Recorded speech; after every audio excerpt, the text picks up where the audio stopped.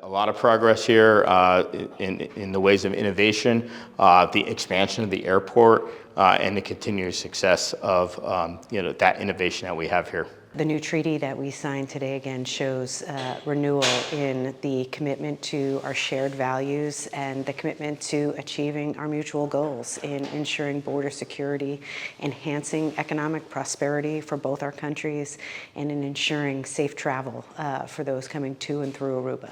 This is important for both the U.S. and the Aruban community. It shows the cooperation that we've had over the many years and the collaboration that got us to sign this agreement today.